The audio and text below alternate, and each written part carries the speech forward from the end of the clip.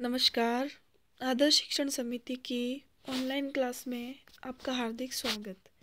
आज हम पढ़ेंगे कक्षा षष्ठी का अध्याय 10 गति एवं दूरियों का मापन भाग 3। गति के प्रकार। पहले हमने अलग अलग प्रकार के मापन की विधियाँ पढ़ी थी। अब हम पढ़ेंगे गति के प्रकार। आपने सीधी सड़क पर किसी वाहन के गति, किसी परेड के सिपाहियों के मार्च पास्ट की गति अथवा किसी गिरते हुए पत्थर की गति को देखा होगा। हम देखते हैं कि जैसे सड़क पर कोई वाहन चलता है तो उसकी गति कैसे होती है। 100 मीटर दौड़ प्रतियोगिता में धावक भी सरल रेखा के अनुदिश दौड़ता है।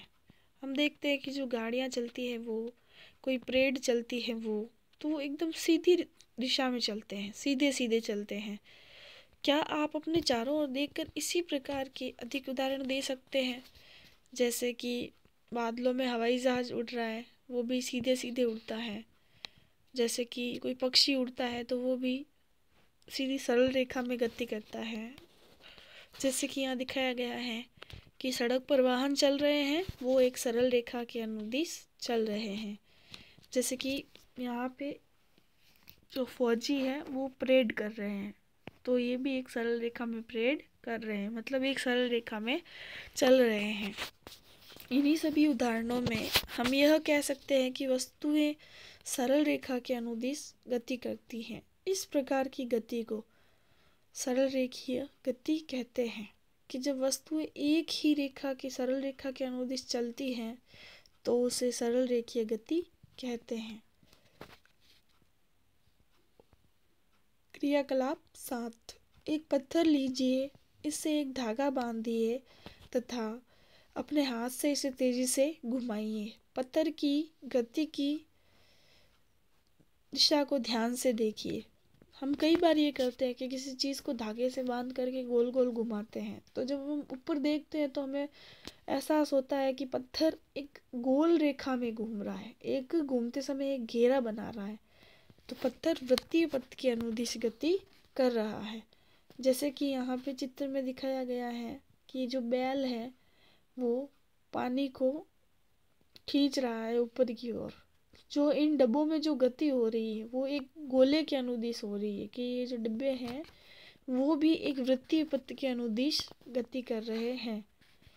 जो पंखा है वो भी वृत्तीय पथ के अनुदिश गति कर रहा है। लेकिन ध्यान देने योग्य बात यह है कि जो पंखा जो वृत्तीय गति करता है वह एक ही स्थान पर रहकर करता है। इस गति में पत्थर की आपके हाथ से दूरी समान रहती है। इसी प्रकार इस गति को वृत्तुल गति कहते हैं कि जो वस्तुएं किसी वृत्तीय पथ के अनुदिश गति करते हैं उसे वृत्तीय गति कहते हैं। बिजली के पंखे की पंखुड़ियां पर अंकित किसी चिन्ह की गति, किसी घड़ी के सेकंड की सुई की गति, हम देखते हैं कि जो घड़ी की सेकंड की सुई है वह भी वृत्तुल गति करती है। बिजली का पंखा अथवा घड़ी स्वयं एक स्थान से दूसरे स्थान तक गति नहीं कर सकते। जैसे कि जो बिजली का पंखा है वह एक ही जगह पर रह करके गति करता है कि वह अपने अक्ष पे ही घूर्णन कर रहा है, अपने अक्ष पे ही घूम रहा है, लेकिन उसके स्वयं में कोई गति नहीं हो रही कि वही जैसे घड़ी गति करते हुए एक स्थान से दूसरे स्थान पर चली गई। ऐसा नहीं होता है, वो एक ही जगह पर रहकर गति करता है।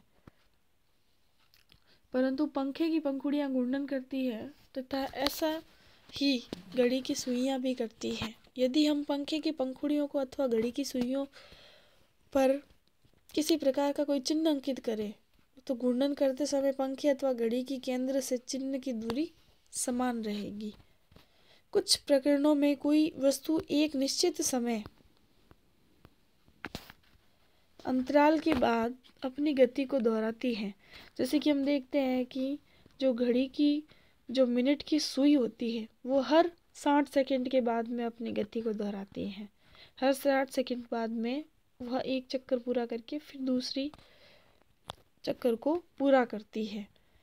इस प्रकार की गति को आवर्ती गति कहते हैं कि जो चीज़ें अपने ही अक्ष पर घूमती है तो वर्तुल गति भी होती है और अपनी निश्चित समय अंतराल के बाद में अपनी गति को दोहराते हैं तो आवर्ती गति होती है, और कोई एक वस्तु सरल रेखा के अनुदिश गति करती है तो वह सरल रेखीय गति होती है।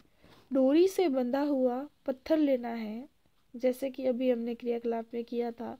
अब डोरी को अपने हाथ में थामिए तथा पत्थर को डोरी से लटकने दीजिए। उसमें हमने क्या किया था कि हाथ को ऊपर करके डोरी से बंधे हुए पत्थर को जोर जोर से घुमाया था, तो जो पत्थर था वो वृत्तीय रेखा के अनुदिश गति कर रहा था।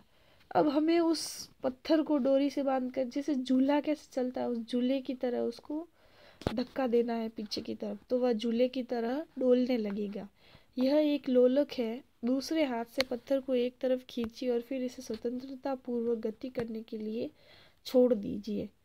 वृक्ष की शाखाओं का इधर उधर लहराना, झूले झूलते बच्चे की गति, सितार की डोरियां, हम देखते हैं कि जो सितार होता है ना, वो ऊपर नीचे गति करता है उसकी डोरी बजते समय, और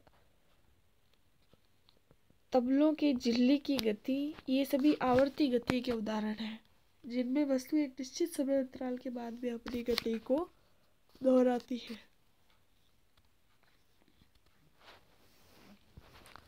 क्या आपने क्रियाकलाप 5 के एक भाग के रूप में सिलाई मशीन का परीक्षण किया है?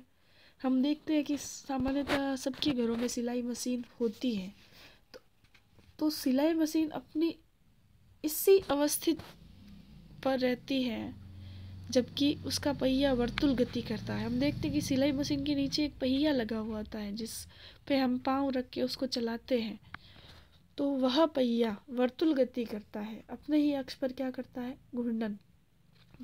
तब तक निरंतर ऊपर नीचे गति करता हुआ रहता है कि जो सिलाई मशीन का पहिया है वो तो क्या करेगा, अपनी ही जगह पर रह के वर्तुल गति करेगा, और जो सिलाई मशीन की जो सुई है वो आवर्ती गति करेगी, ऊपर नीचे होती है और निश्चित समय अंतराल में अपनी गति को दोहराती है।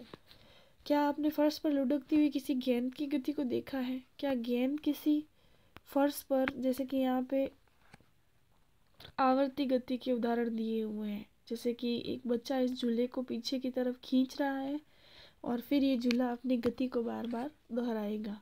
जैसे कि घड़ी की सुई, जो घड़ी की सुई है वह तो अपने ही अक्ष पर रहकर वर्तुल गति करती है, तथा जो घड़ी का पेंडुलम है जो घड़ी के नीचे लटक रहा है वो आवर्ती गति कर रहा है।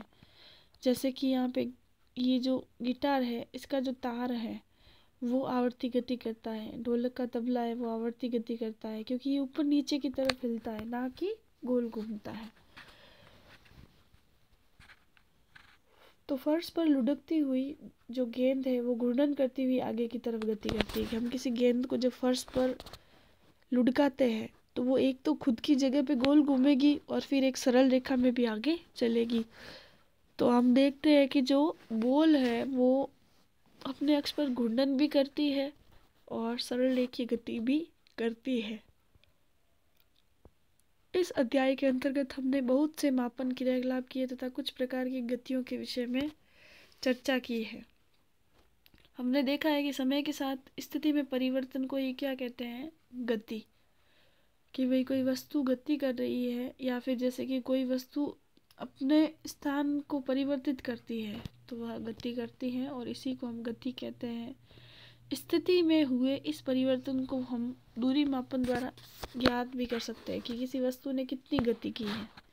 अभी जो हमने पढ़ा उसके आधार पर यहाँ कुछ प्रश्न दिए हुए हैं। पहला प्रश्न है, सरल रेखीय गति किसे कहते हैं? दूसरा है, चक्रीय गति के उदाहरण दीजिए कि कोई वस्तु चक्रीय गति करती है तो उसके दो नाम लिखिए, किन किन वस्तुओं में चक्रीय गति होती है। अगला है, पग, हमारे जो पाँव है ना, तो पाँव का उपयोग लंबाई के मानक मात्रक के रूप में क्यों नहीं किया जा सकता। चौथा प्रश्न है कि निम्नलिखित को लंबाई के बढ़ते हुए परिणामों में व्यवस्थित कीजिए। कि सबसे पहले कि मीटर बड़ा होता है या सबसे पहले सेंटीमीटर बड़ा होता है या सेंटीमीटर छोटा होता है, इसको लंबाई के बढ़ते मानों में व्यवस्थित करना है। कि सबसे पहले आप क्या करोगे, सबसे छोटे मान को लिखोगे, फिर उससे बड़ा, फिर उससे बड़ा। किसी व्यक्ति की लंबाई 1.65 मीटर है तो इसे सेंटीमीटर तथा मिलीमीटर में व्यक्त कीजिए।